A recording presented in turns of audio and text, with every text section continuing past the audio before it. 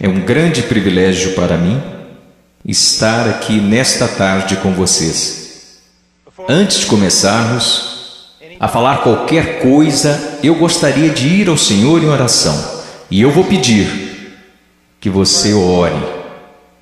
Tem tanta coisa acontecendo aqui nesta tarde, tanta coisa que você não entende. Mas eu lhes direi de onde eu estou vindo.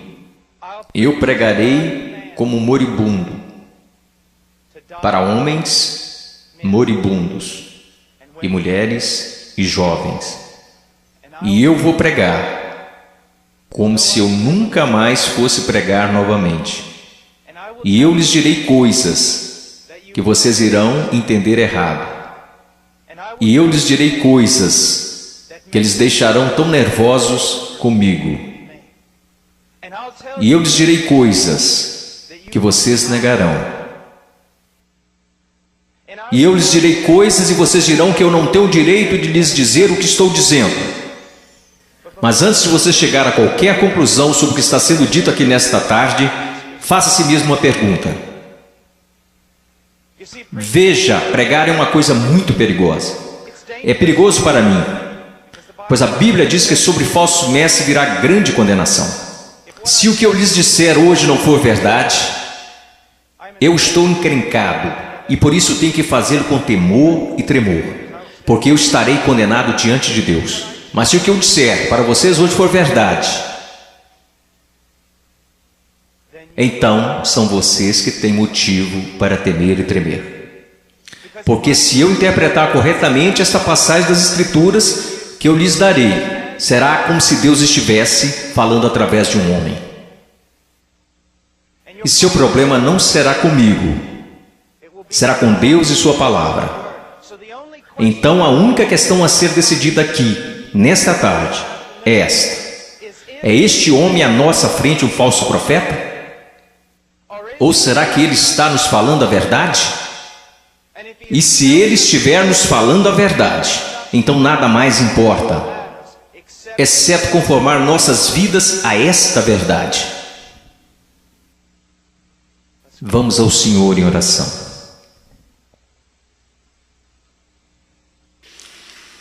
Pai,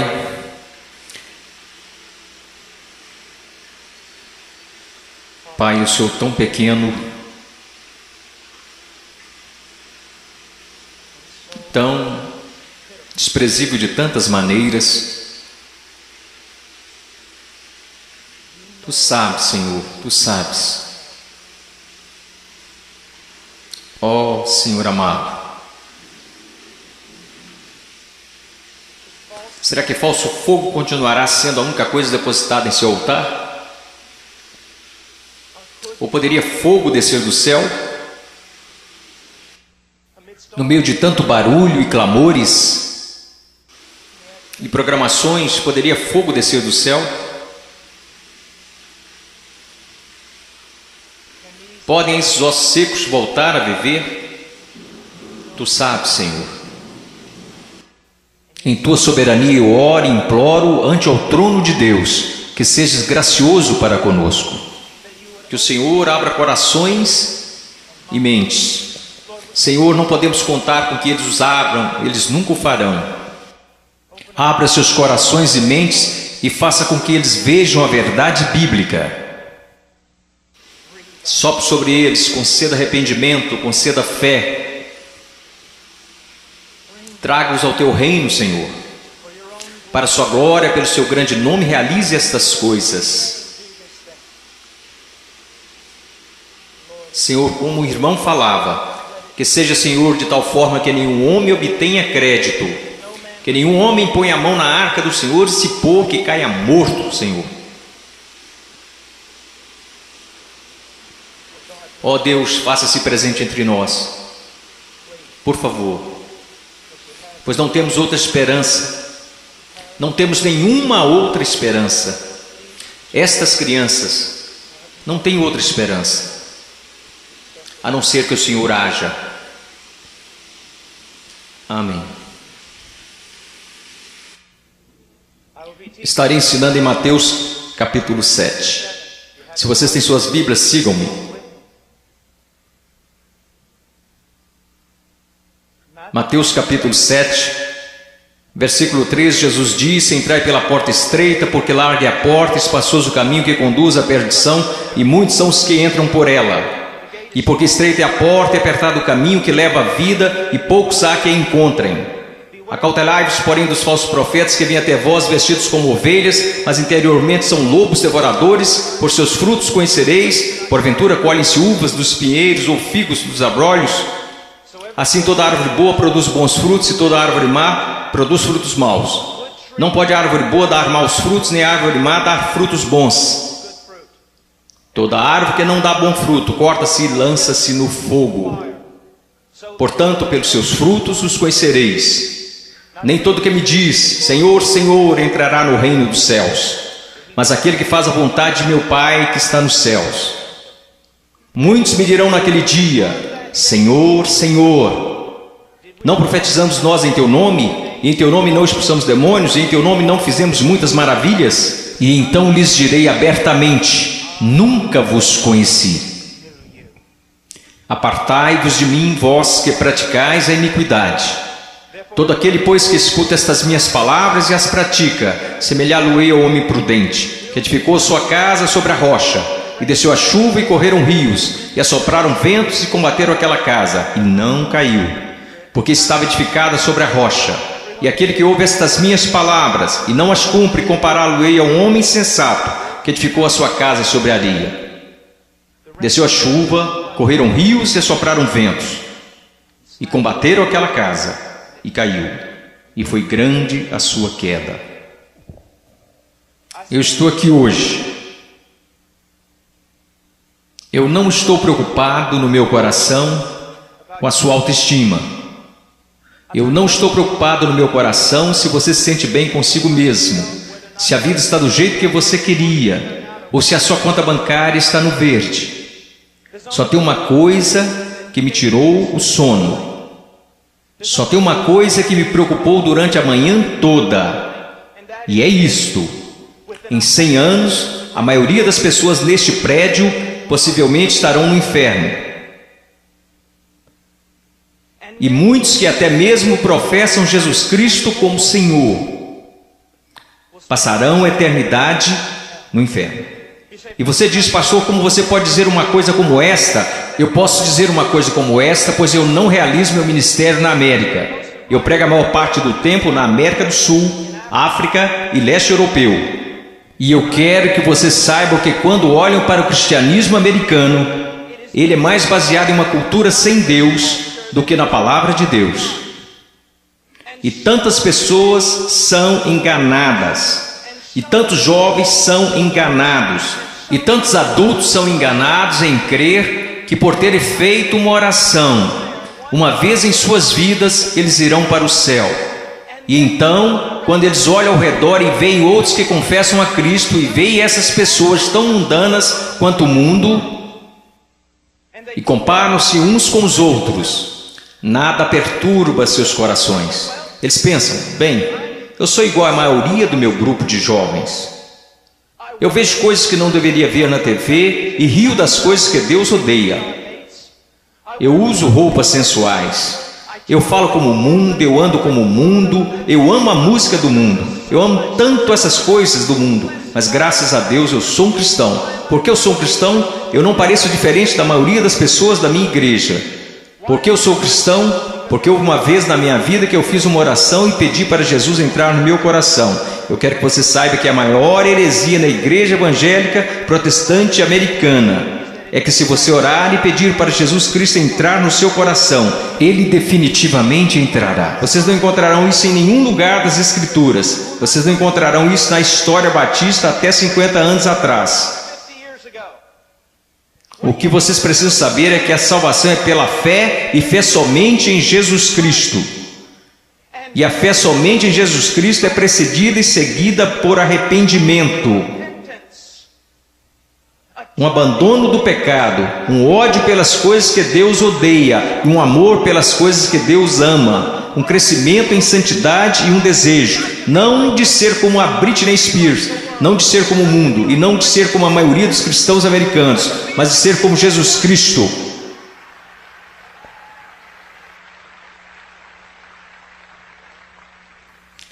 Eu não sei porque vocês estão aplaudindo, eu estou falando de você.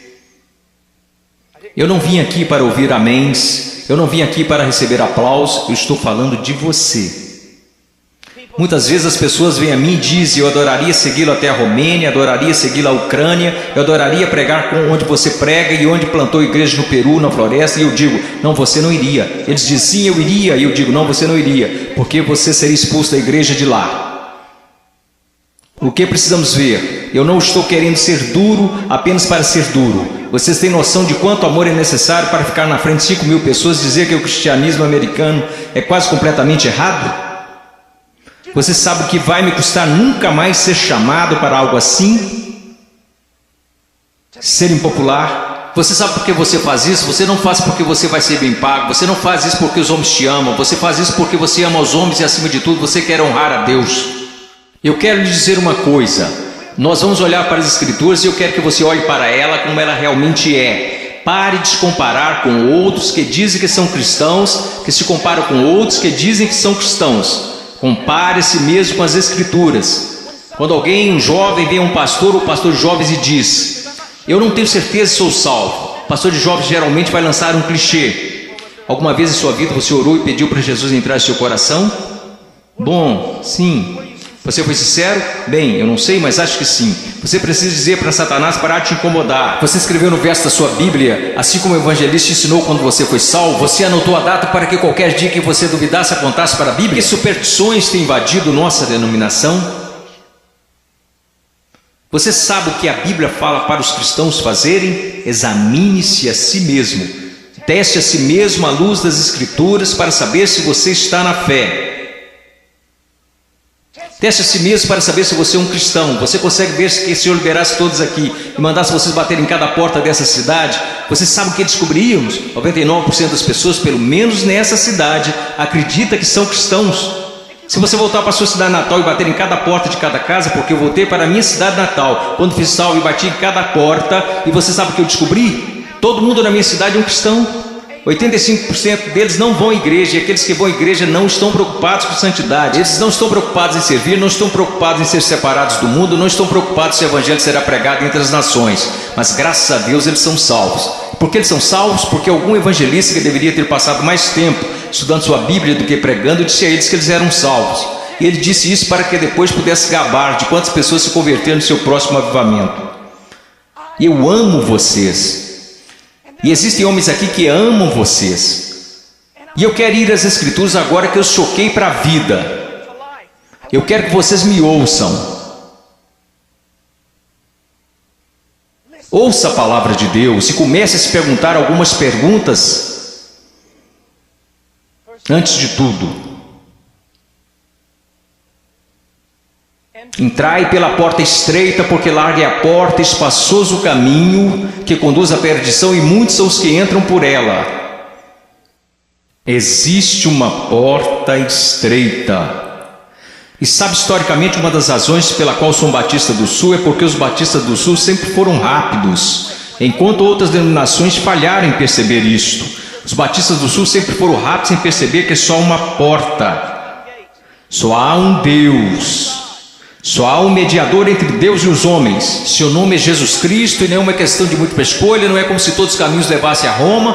Como denominação, nós sempre ensinamos às pessoas o que Jesus ensinou às pessoas. Eu sou o caminho, a verdade e a vida, e ninguém vê ao Pai senão por mim. Então eu louvo a Deus por isso, que a única forma que qualquer ser humano nesta terra será salvo é por meio de Jesus Cristo. E ponto final. Porque você precisa entender que a Bíblia diz: todos pecaram e destituídos estão da glória de Deus, e vocês não têm ideia do que isso significa. Que nascemos totalmente depravados, odiando a Deus. Que nós nunca buscaríamos a Deus, nunca iríamos a Deus, nós nos rebelamos contra Deus, quebrando toda a lei. Não é só uma questão de que você já pecou, a questão é: você nunca fez nada além de pecar. A Bíblia diz nos profetas que até as nossas maiores obras são como trapos de imundícia perante Deus. E por causa disso, você sabe o que merecemos? A ira de Deus, o ódio santo de Deus. E vocês dizem: espere um pouco, Deus não pode odiar ninguém, Deus é amor. Não, meu amigo, você precisa entender uma coisa: Jesus Cristo ensinou, os profetas ensinaram, os apóstolos ensinaram isto, que a não ser a graça de Deus revelada em Jesus Cristo, nosso Senhor, a única coisa que resta para você é a ira, a violenta ira de Deus. E por causa de sua rebelião e de seus pecados. Quando fala em universidades, eles sempre são rápidos em dizer: não, Deus não pode odiar porque Deus é amor, mas eu digo, Deus tem de odiar porque Ele é amor. Veja, eu amo crianças, portanto odeio aborto. Se eu amo o que é santo, devo odiar o que não é santo. Deus é um Deus santo, e isso é algo que os americanos esqueceram. Muitas das coisas que você adora fazer, Deus odeia. Você sabia disso? Ore por avivamento. Você vai para a reunião de jovens e quer que Deus seja, mas antes de ir você assiste programas na TV que Deus absolutamente abomina. E então você se pergunta por que o Espírito Santo não desceu sobre nós e por que você tem que criar falso fogo e falso entusiasmo. Porque Deus não está presente, Deus é um Deus santo. E a única maneira pela qual eu e você poderíamos nos reconciliar com Deus santo é pela morte do Filho unigênito de Deus, quando ele foi pendurado naquele madeiro. Agora escutem, se você hoje é salvo, você não foi salvo porque os romanos judeus rejeitaram Jesus. Você não foi salvo porque eles colocaram uma coroa de espinhos na sua cabeça, nem foi salvo porque eles perfuraram o tórax de Jesus com uma lança. Você não foi salvo nem mesmo porque eles o pregaram na cruz. Você sabe por que você é salvo? Se você é salvo, porque quando Jesus Cristo estava pendurado naquela cruz, Ele levou seus pecados, o pecado do povo de Deus, e toda a violenta ira de Deus que deveria ter caído sobre você, caiu sobre seu único filho. Alguém tinha que pagar o preço, alguém tinha que morrer. Foi Deus, o Pai, quem esmagou seu único filho, de acordo com Isaías 53, ao Senhor agradou moê-lo. As pessoas dizem: a cruz é um sinal de quanto o homem é valioso. Isso não é verdade. A cruz é um sinal de quão depravado nós realmente somos. Ele levou à morte o Filho único de Deus. A única coisa que poderia salvar pessoas como nós foi a morte do único Filho de Deus, sob a ira de seu próprio Pai, pagando o preço, levantando dos mortos, poderoso para salvar. Este é o Evangelho de Jesus. Agora, o que você é chamado para fazer? Você diz: entrar pela porta estreita. Como você faz isso? Jesus disse: o tempo é chegado, o reino de Deus se aproxima. O que você deve fazer? Em Marcos ele nos diz: arrependa-se e creia no Evangelho. Você diz: irmão Paul, eu fui salvo orando e pedindo para Jesus entrar no meu coração. Eu tenho certeza que você o fez, mas você não foi salvo por uma fórmula mágica ou por causa de algumas palavras. Você foi salvo porque se arrependeu de seus pecados e acreditou. E não foi uma coisa isolada, você continua fazendo até hoje. Porque Jesus, numa tradução mais correta deste verso, falou: o reino de Deus se aproxima, o tempo é chegado. Agora passem o resto de suas vidas se arrependendo de seus pecados e crendo em mim. Conversão não é como uma vacina. Ah, eu fiz isso, ou me arrependi, eu criei. A questão é, meu amigo, você continua se arrependendo de seus pecados? Você continua crendo? Porque aquele que começou boa obra em vocês também a terminará. Ele terminará. Nós, os batistas do Sul, pregamos que você deve ir por essa única porta, que é Jesus Cristo. Mas nós, batistas do Sul, esquecemos algo. E eu quero que pastores de jovens e outros líderes escutem-me, pois nós esquecemos um ensinamento muito importante do Evangelho. Diz que não só a porta é estreita, mas o caminho também é estreito. O que basicamente fazemos é conduzir uma pessoa a Cristo ou conduzimos alguém a uma oração. E aí essa pessoa passa o resto da vida vivendo igual ao mundo. Se você quiser negar isso, eu posso trazer as estatísticas para te provar. Várias pesquisas, censos, qualquer tipo de pesquisa que você pensar.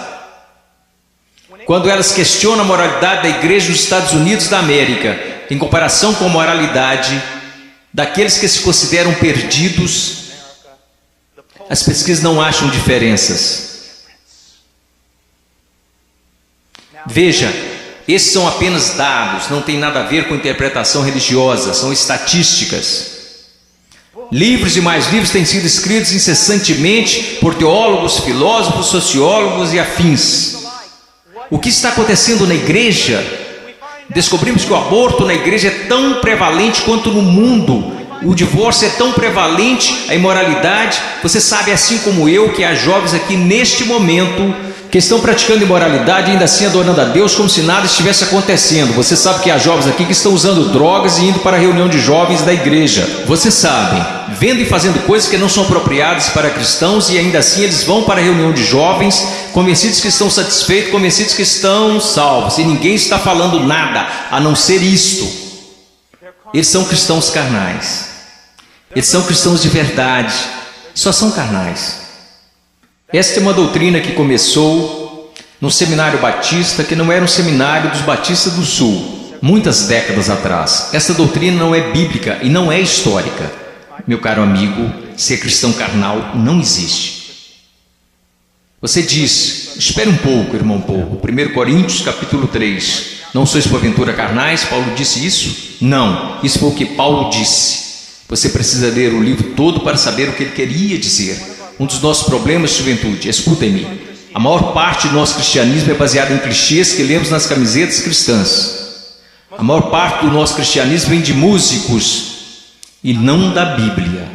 A maior parte das coisas que a gente acredita ser verdade é ditado pela nossa cultura e não pela Bíblia.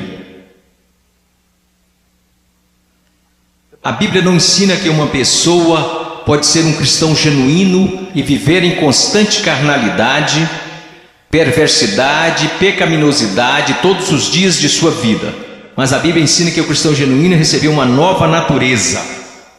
O cristão verdadeiro tem um pai que o ama, que o disciplina, cuida dele e que se importa com ele.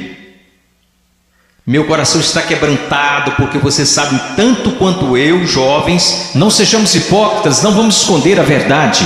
Há muita gente assim, você os conhece, você pode ser um deles, ou ao menos sabe que tem um no seu grupo de jovens. Eles vão às reuniões, eles fazem todas as coisas, mas em seus corações eles são tão depravados quanto se pode ser. Não há diferença, não há luz.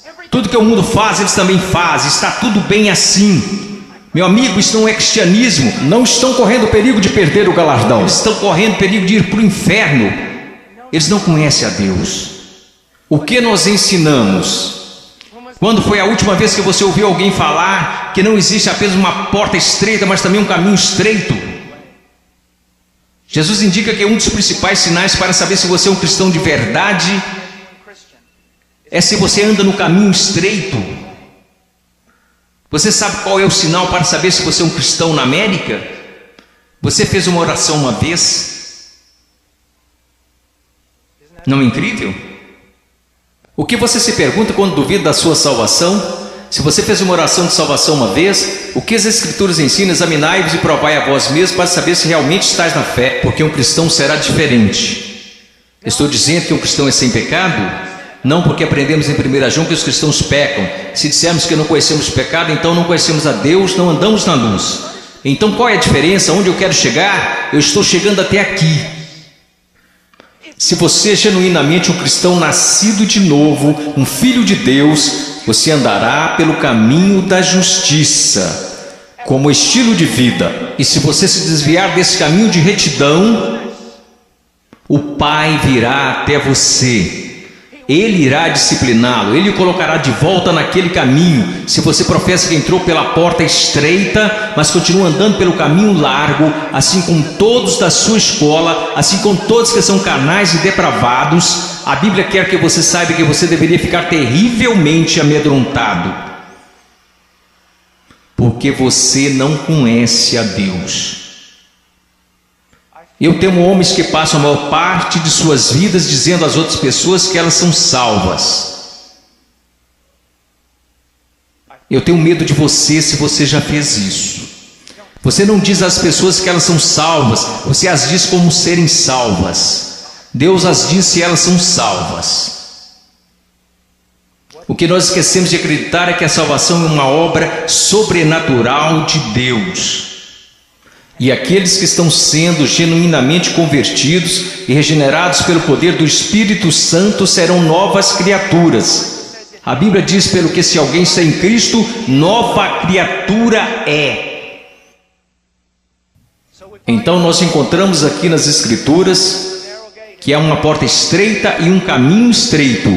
Estamos indo para o versículo 15. Acautelai-vos, porém, dos falsos profetas que vêm até vós vestidos como ovelhas, mas interiormente são lobos devoradores. Por seus frutos os conhecereis. Uma das coisas que você precisa entender é isto, uma coisa que um homem sábio me disse há muito tempo: Paul, seu melhor amigo é aquele que te diz as maiores verdades. Nos Estados Unidos da América, nós nos tornamos tão cheios de não me toques que ninguém pode nos repreender. Ninguém pode nos dizer que estamos errados. E ministros e líderes também têm acreditado nessa mentira. Nós não queremos ofender, nós queremos ser amigáveis. O que você precisa entender é que só um amigo verdadeiro, seu nome é Deus. E se você quer ser amigo de alguém na sua igreja, você precisa ser amigo de Deus. E você precisa estar mais preocupado com a glória de Deus do que você está com as atitudes dos homens. E outra coisa que você precisa entender é que a pessoa que te ama mais é a que vai te falar as maiores verdades. Uma das grandes marcas diferenciais de um falso profeta é que ele sempre vai falar o que você quer ouvir. Ele nunca vai estragar a festa. Ele vai fazer você continuar batendo palmas, pulando, vai fazer você ficar atordoado, ele vai te manter entretido, ele te apresentará um cristianismo que fará a sua igreja parecer um parque de versões de Jesus. E te manterá tão entretido que você nunca se preocupará com grandes assuntos como este. Deus está agindo em minha vida? Eu estou crescendo em santidade? Eu realmente nasci de novo? Escutem-me, se todos nessa cidade acreditam que são salvos, nós sabemos que isso não é verdade pelas Escrituras, porque a Bíblia diz que poucos vão entrar. Como você sabe que você é salvo? Como você realmente sabe que é salvo? Porque alguém te disse? Porque você fez uma oração? Porque você acreditou? Deixe-me te perguntar, como você sabe que acredita? Porque todo mundo diz que acredita. Como você sabe que não é igual a eles? Você sabe como a Bíblia ensina que você sabe se é salvo? Você sabe como a doutrina batista até 50 anos atrás diria que você sabe que é salvo? Você sabe que foi salvo porque sua vida está num processo de transformação. E seu estilo de vida é de alguém que anda nos caminhos da verdade do Senhor. E quando você para de andar nos caminhos da desobediência, como todos nós fazemos, Deus vem até você e te põe de volta no caminho. Uma das maiores evidências que você nasceu de novo é que Deus não permitirá que você fale como sua carne quer falar. Deus não permitirá que você se vista como o mundo sensual e a igreja sensual. Permite que você se vista. Deus não permitirá que você ande como o mundo. Cheire como o mundo, fale como o mundo, escute as coisas que o mundo escuta. Deus fará diferença na sua vida. Diz aqui, ao continuarmos, versículo 17. Então todos, quero dizer, vamos ao versículo 16. Você os conhecerá pelos seus frutos. Como você reconhece um falso profeta? E uma aplicação mais ampla aqui nas Escrituras. E como você sabe que alguém é um cristão genuíno? Pelos seus frutos. Pelos seus frutos, meus amigos. Veja a sua vida, veja o jeito que você anda, veja o jeito que você fala, veja para as paixões do seu coração. Por acaso Jesus está aí em algum lugar, ou ele é só um acessório que você acrescenta em sua vida? Ou é só uma coisa que você faz nas quartas e domingos? Ele é só alguém que você aceita apenas intelectualmente, mas não de coração? Ele é um acessório, ou ele é o centro da sua vida? E qual é o fruto que você está produzindo? Você parece com o mundo, age como o mundo? Você experimenta as mesmas alegrias que o mundo experimenta? Você consegue amar o pecado e gostar de cometê-lo? Você consegue amar a rebeldia e gostar de ser rebelde? Então você não conhece a Deus. Você os conhecerá pelos seus frutos. Deus tem o poder para mudá-los. Imaginemos por um momento Jesus ensinando esta passagem. E você está lá ouvindo. E ele olha para você e diz: espinhos, espinhos. Você acha espinhos em figueiras? E você diz: é claro que não, Jesus. Você não é um agricultor, você não é um fazendeiro, você é um carpinteiro, mas todo mundo sabe, Jesus, você não encontra espinhos numa figueira. Então deixe-me fazer outra pergunta. Você encontra figos bons, frutos em espinheiros? É claro que não, Jesus, isso é loucura. Quer dizer, você nunca vai achar espinhos numa figueira e também nunca encontrará figos num espinheiro. Jesus, se me disserem que isso é possível, pode tomar nota. Ou essa pessoa é louca ou é mentirosa. Então Jesus lhe responde: muito bem.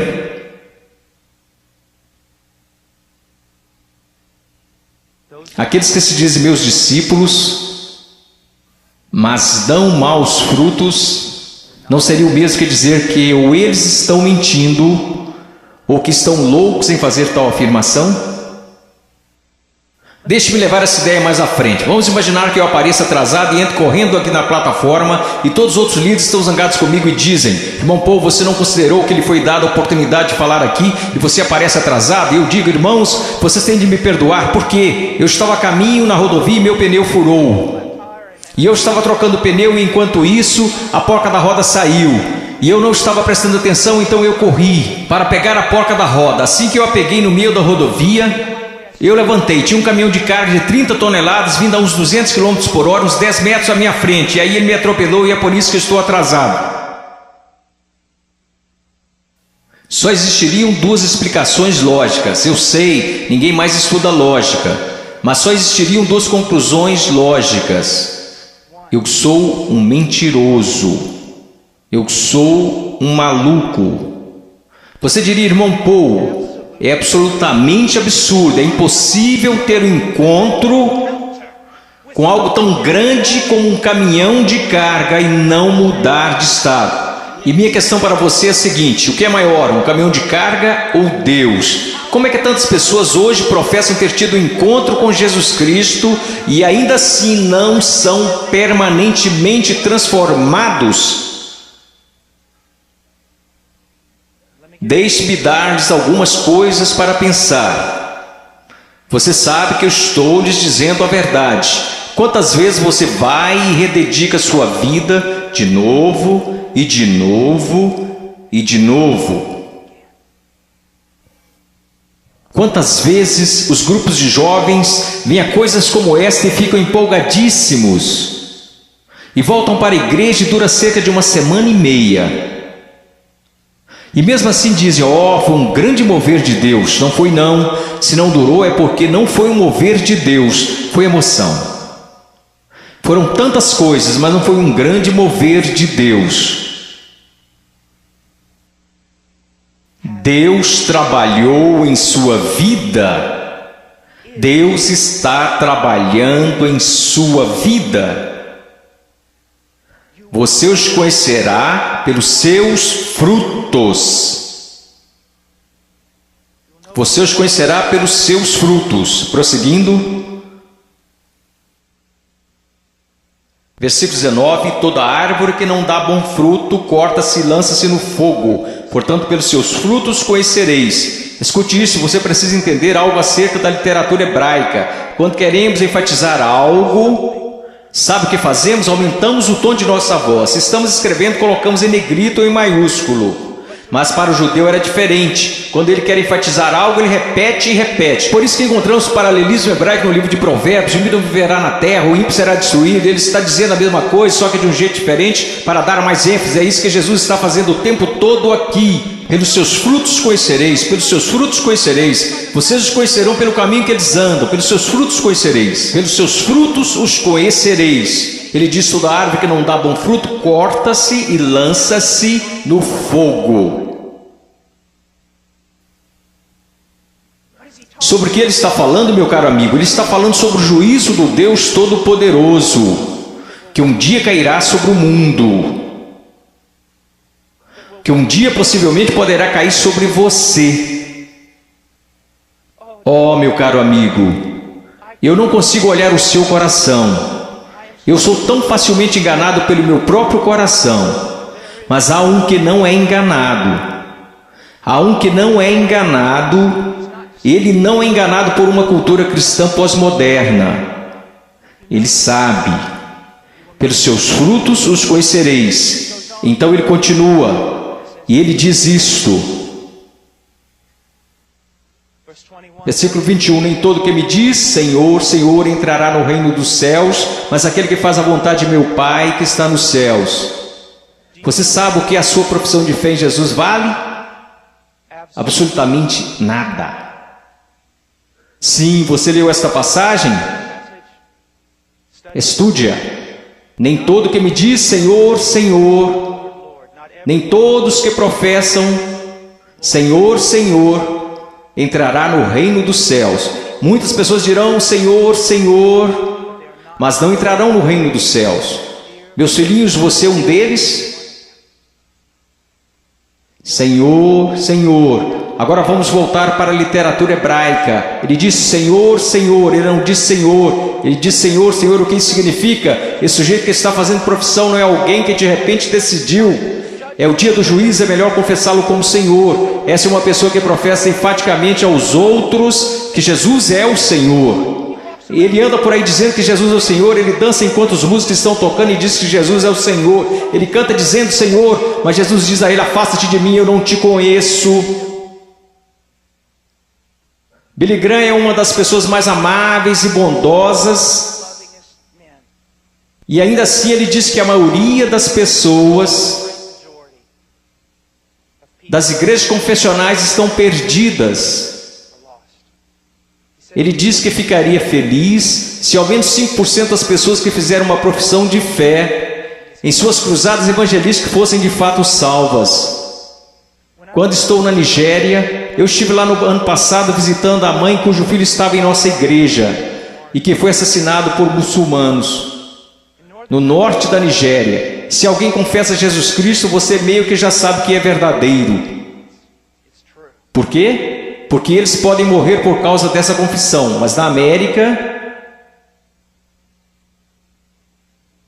considere os custos. Pense, examine a sua vida à luz das Escrituras. Você conhece o Senhor? Você conhece o Senhor? Porque nem todo que me diz Senhor, Senhor entrará no reino dos céus. Mas o que ele diz aqui, veja o que ele está dizendo. Nem todo que me diz Senhor, Senhor entrará no reino dos céus, mas aquele que faz a vontade de meu Pai que está nos céus. Qual é o sinal de que alguém se tornou um cristão genuíno? Eu gostaria que nós começássemos a ensinar isso novamente. O que aconteceu com a nossa teologia? O que aconteceu com a nossa doutrina? O que aconteceu com o nosso ensino? Foram jogados pela janela? Ninguém mais quer estudar doutrina, só quer escutar músicas cristãs e ler as frases das camisas cristãs. O que aconteceu com a verdade? A verdade diz isto. Aprova a maneira que você pode ter certeza que você é um cristão que nasceu de novo e que você tem como estilo de vida agir segundo a vontade do Pai. E você diz, você está falando de obras. Não, eu estou falando de evidências de fé. Funciona mais ou menos assim. Sua profissão não é prova alguma de que você nasceu de novo, porque todos neste país professam ter fé em Jesus Cristo. Uma pesquisa diz que 65% a 70% dos americanos são salvos, cristãos nascidos de novo. O país mais sem Deus na face da terra mata 4.000 bebês por dia, mas graças a Deus 70% de nós são nascidos de novo.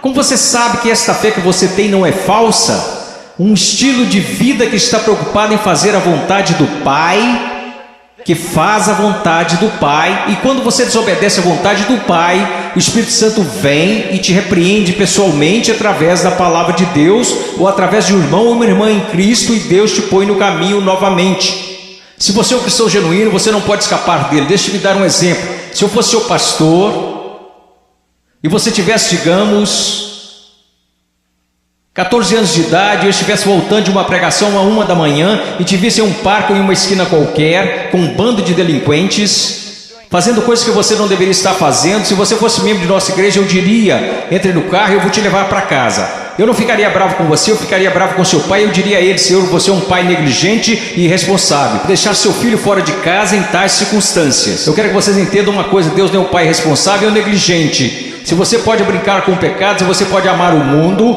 amar as coisas do mundo, sempre estar envolvido com o mundo, fazendo as coisas do mundo, e se seus heróis são pessoas do mundo, se você quer parecer com eles, agir como eles, se você faz as mesmas coisas que eles fazem, meu caro amigo, ouça a minha voz. Há uma grande possibilidade de você não conhecer a Deus e de não pertencer a Ele. Agora finalizando. Versículo 22. Muitos me dirão naquele dia: Senhor, Senhor, não profetizamos nós em teu nome não expulsamos demônios, em teu nome não fizemos muitas maravilhas? Então lhes direi abertamente: nunca vos conheci. Você diz: a coisa mais importante na face da terra é conhecer a Jesus Cristo. Isto não é verdade. A coisa mais importante na face da terra é que Jesus Cristo te conheça. Eu não entrarei na Casa Branca amanhã só porque eu fui até o portão e disse que conheço o presidente. Mas eles me deixarão entrar se o presidente falar: eu conheço Paul Washer. Você pode professar conhecer a Jesus, mas a minha pergunta para você é: você conhece a Jesus? Jesus te conhece? E veja como ele descreve o homem perdido aqui. Ele diz: apartai-vos de mim, vós que praticais a iniquidade. Em grego, anomia. Uma partícula negativa: a, não, sem. A palavra nomos, lei, não lei, sem lei. E é isso que significa. Deixe-me dar-lhe uma tradução mais precisa. Apartai-vos de mim, ouçam-me. Se eu pudesse sair daqui e te abraçar falando isso, eu faria. Ouçam-me. Ele diz: apartai-vos de mim, vocês que dizem ser meus discípulos, que me confessam como Senhor, porém vivem como se eu nunca tivesse lhes dado uma lei para obedecerem. Eu acabo de descrever a grande maioria dos cristãos da América. Se alguém começa a falar de lei, se alguém começa a falar de princípios bíblicos, sobre o que devemos fazer e o que não devemos fazer, como devemos viver e como não devemos viver, todos começam a exclamar: legalista, legalista. Mas Jesus disse: apartai-vos de mim, vocês que viveram, me chamaram de Senhor, contudo viveram como se eu nunca tivesse lhes dado uma lei para seguirem. Na cristandade americana disse: passe pela porta, louve a Deus, viva como o resto do mundo, tudo bem, você só é um cristão carnal e talvez volte um dia. Você sabe o que acontece por causa do nosso péssimo evangelismo? Nós temos milhões de crianças salvas na ZBF, e quando fazem 15 anos eles entram no mundo, e a maioria deles vive como demônios. E quando estão por volta de 30 anos, eles voltam e rededicam suas vidas. Talvez eles tenham acabado de ser salvos. Porque, amigos, é mais do que você contar a alguém que você é salvo. Porque sabe que Jesus é Senhor. Satanás sabe que Jesus é Senhor. Sua vida está em processo de mudança? Então ele começa a falar sobre duas pessoas, duas fundações. Você sabe que essa passagem na interpretação contemporânea é importante estudar teologia, é importante estudar história. A interpretação atual dessa passagem sobre a rocha e a areia é basicamente assim: se você é cristão, você precisa construir sua vida sobre a rocha, porque se você construir sua vida sobre a areia, você será um cristão infeliz, sua vida não dará certo. Isto não é o que Jesus está ensinando, e a história me apoia nisto. Quase nunca foi interpretada desta forma. Você sabe qual é a interpretação? É assim: existem dois caminhos. Há o caminho estreito e o caminho largo. Em qual você está? Há dois tipos de árvores. Tem a árvore que dá bons frutos e que vai para o céu. Tem a árvore má e você sabe que é má porque dá maus frutos e vai para o inferno. Será cortada e lançada para o inferno. Aqueles que professam Jesus como Senhor e fazem a vontade do Pai que está no céu, e aqueles que professam Jesus como Senhor e que não fazem a vontade do Pai que está no céu, e eles irão para o inferno, não por falta das obras, mas por causa de uma falta de fé demonstrada pelo fato de que eles não tinham obras. E ele continua: não são dois cristãos construindo suas casas em duas fundações diferentes. Esses novamente são o homem salvo e o homem perdido. O homem perdido ouve a palavra de Deus ser pregada, mas não prepara a fundação. Você não consegue ver na vida dele como a palavra de Deus está formando e construindo e sustentando sua vida. Sua vida não está. Quantas pessoas da Convenção dos Batistas do Sul, apesar dos nossos números, apesar de tudo que dizemos, se nós simplesmente comparássemos as pessoas a esta passagem e dissesse: você está construindo seu casamento de acordo com a palavra de Deus, você está educando seus filhos de acordo com a palavra de Deus, você está administrando suas finanças de acordo com a palavra de Deus, você tem vivido separando-se das coisas deste mundo de acordo com a palavra de Deus, quantos estariam aptos a responder positivamente? Não, nada disso. Eu professo Jesus, Ele é meu Salvador. Meu professor de escola dominical me falou: Eu sei, assim como Leonard Ravenhill, um conhecido meu, que antes de falecer costumava dizer: eu preguei uma só vez em várias igrejas batistas. Eu prego em muitos lugares como esse somente uma vez. Eu poderia vir aqui hoje com um vocabulário que impressionaria vocês e pregar para vocês sobre coisas que fariam vocês saírem flutuando deste salão. Eu poderia contar-lhes histórias que fariam vocês rirem, histórias sobre cachorros e vovós que fariam vocês chorarem, mas eu usamos demais para fazer isso. Eu sei porque a palavra de Deus é verdade, que existem pessoas que acreditam ser salvas, mas não são. Não são. Eu sei que alguns de vocês que olham ao redor e pensam: bem, eu sou salvo, quer dizer, eu pareço com todo mundo do meu grupo de jovem. O que faz você pensar que o seu grupo é salvo? Bem, eu sou como meus pais, ou eu sou como os adultos da minha igreja, ou os diáconos ou pastores, de quem isso importa? Você não será julgado por eles no dia da vinda de Cristo. Minha pergunta para você, querido, minha pergunta para você, meu filhinho, quero dizer, vocês poderiam ser meus filhos. E eu oro para que um dia, quando meu filho crescer, que haja um pregador que fique diante dele e diga: basta, vamos nos focar. O que a palavra de Deus diz? A sua vida se apresentará diante do fogo ardente, que é a santidade de Deus no dia final. Amada, preciosa menina, amado, precioso jovem, no dia final a sua confissão permanecerá verdadeira. Você é salvo. E eu não estou falando de bem, eu acho que sou salvo. Sabe, é o caminho que ao homem parece direito, mas o fim dele são os caminhos da morte. Bem, eu sinto do fundo do meu coração que sou salvo. Então deixa eu fazer outra pergunta: você alguma vez já leu Que enganoso o coração, quem o conhecerá? Você não deveria ir ao testemunho das Escrituras? Bem, eu sei que eu sou salvo, pois minha mãe, meu pai, meu pastor, todos me disseram que sou salvo. Então eu te digo isto: o que a palavra de Deus te diz? Nós falamos tanto sobre ser cristãos radicais. Cristãos radicais não são pessoas que pulam em shows. Cristãos radicais não são pessoas que usam camisas gospel. Cristãos radicais são aqueles que carregam os frutos do Espírito Santo. Cristãos radicais são aqueles que respeitam e honram seus pais, mesmo quando sentem que seus pais estão errados. Cristãos radicais são aqueles que não... Agora escutem, isso vai deixá-los irados. E eu estou falando com garotos e garotas. Cristãos radicais são aqueles que não se vestem sensualmente para mostrar seus corpos. Se sua vestimenta é um chamariz apenas para o seu rosto, Deus se agrada da sua vestimenta. Sua vestimenta é um chamariz para o seu corpo, isso é sensual e Deus odeia o que você está fazendo. Todo mundo gosta de falar sobre um profeta, mas ninguém quer escutá-lo. E eu estou falando sobre cristianismo. Eu passei minha vida em selvas, eu passei minha vida congelando nos Andes, eu vi pessoas morrerem. Um garotinho, Andrew Myman, os muçulmanos atiraram 5 vezes o seu estômago e o deixaram morrer na calçada, simplesmente porque ele exclamava: eu estou com tanto medo, mas eu não posso negar a Jesus Cristo. Por favor, não me matem, mas eu não negarei. E ele morreu numa poça de sangue. E vocês falam sobre ser cristãos radicais porque vocês usam camisas gospel e vão a um congresso? Eu estou falando sobre santidade, eu estou falando sobre ser cheio de Deus.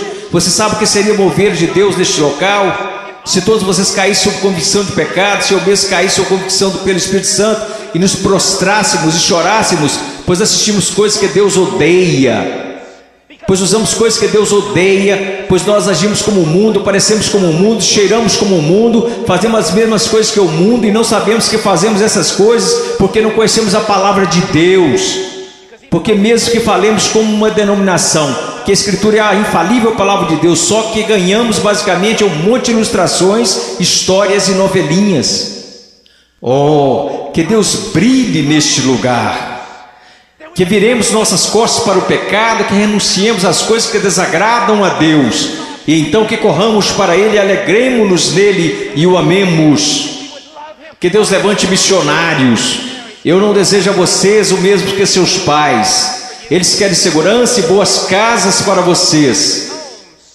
Eles querem que vocês tenham carros e respeito. Eu quero para vocês as mesmas coisas que quero para o meu filho, que um dia ele pegue uma bandeira, a bandeira de Jesus Cristo, e coloque-a num monte onde ninguém esteve antes, e que eles clamem: Jesus Cristo é Senhor, mesmo que isso custe a sua vida.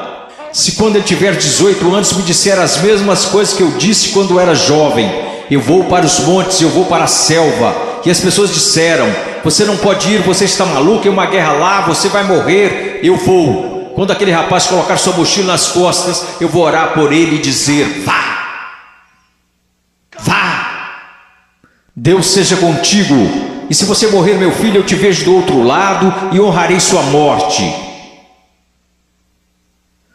Oh Deus, vamos orar, vamos orar. Oh Deus, eu não me importo com reputação, eu não me importo com o que os homens pensam. Eu quero que o Senhor seja honrado, eu quero que esses jovens sejam salvos.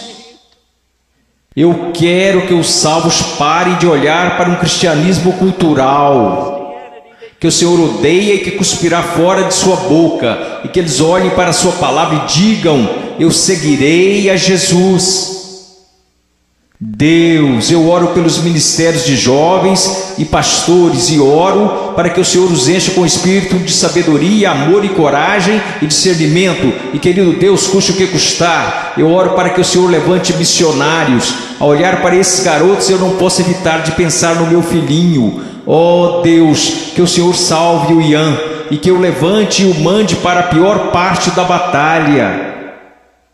Oh, querido Deus, levante missionários aqui, levante missionários, levante pregadores e pastores e embaixadores e evangelistas, que conheçam a palavra de Deus. Oh Deus, trabalhe neste lugar, por favor, trabalhe neste lugar, amado Deus, por favor, por favor, por favor, por favor. Agora, com todas as cabeças baixas, alguém aqui hoje à noite que gostaria de dizer: irmão Paul, eu tenho vivido uma mentira. Eu digo que sou cristão, mas eu amo o mundo, eu pareço com o mundo, e cheiro como o mundo, e eu me odeio por conta disso. Irmão Paul, eu estou tão cansado desse cristianismo que tenho vivido, eu estou cansado disto. Eu estou cansado disto. Eu quero ser salvo. Eu quero ser salvo. Eu só quero que levantem. Irmão Paul, eu quero ser salvo. Amém. Alguém mais? Eu quero ser salvo. Amém. Amém. Em momentos teremos um apelo, e vocês que levantaram, eu vou descer aqui e quero que vocês se encontrem comigo. Eu quero falar com vocês agora. Vocês podem se sentar. Obrigado. Agora quero conversar com vocês que professam ser cristãos.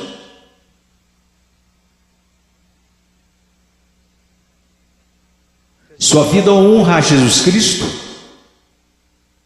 Você está olhando em sua palavra para descobrir como deve viver?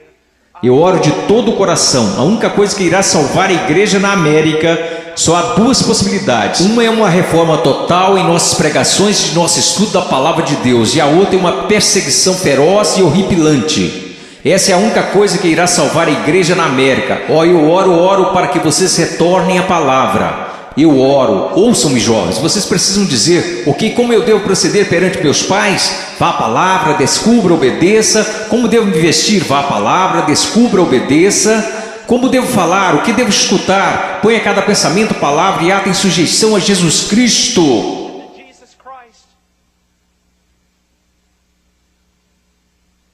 Eu não vou pedir para que você levante.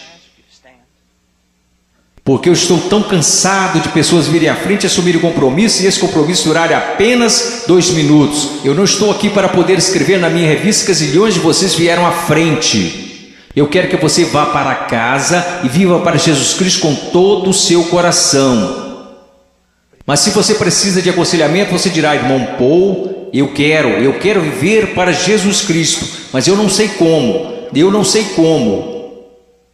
Em minutos nós iremos fazer um convite e eu quero que você venha à frente, não para assumir um compromisso. Se quiser assumir algum compromisso, faça isso daí de onde está sentado. Se precisa contar a alguém, vá contar ao seu pastor, vá contar ao seu pastor de jovens e quer saber, nós saberemos se esse compromisso irá durar. Quer saber como? Porque irá durar. Nós saberemos se foi de Deus. Deixe-me contar-lhes uma coisa.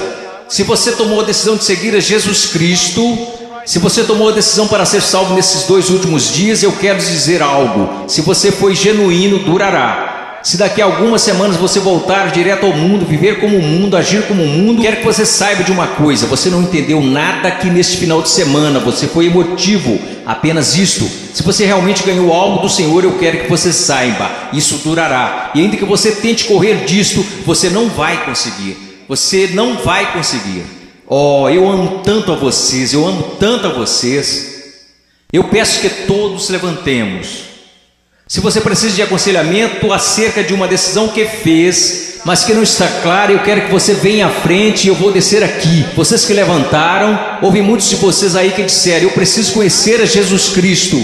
Eu quero que você venha até aqui agora mesmo, eu quero te conhecer. Eu quero voltar aqui com você e os outros conselheiros. Quero conversar com você e eu quero te dizer uma coisa, não em 5 minutos, não em 10 minutos. Se você precisar conversar a noite toda, nós ficaremos. Essa é a atitude de cada conselheiro neste lugar. Nós ficaremos a noite inteira se necessário, a noite toda. Deus te ama. Deixe-me orar por você. Querido Deus, por favor, Senhor, ouve aqui. Senhor, tanta movimentação. Ontem à noite, Senhor, eu não sei o quanto de tudo isso foi real, e eu sei que vi pessoas chorando na noite passada. Eu vi pessoas tentando assumir compromissos, e eu acredito que uma parte do que aconteceu aqui a noite passada foi por sua causa. Hoje de manhã eu vi um jovem pregar, Pai, dar seu testemunho, e eu vi um trabalho genuíno do Espírito Santo. Eu não sei quantas dessas decisões foram verdadeiras, mas aconteceram algumas coisas reais aqui. Agora eu oro, Pai. Eu não sei o quanto será real, somente o tempo e a eternidade nos mostrarão. Mas, ó Deus querido, por favor, trabalhe em nome de Jesus. Amém.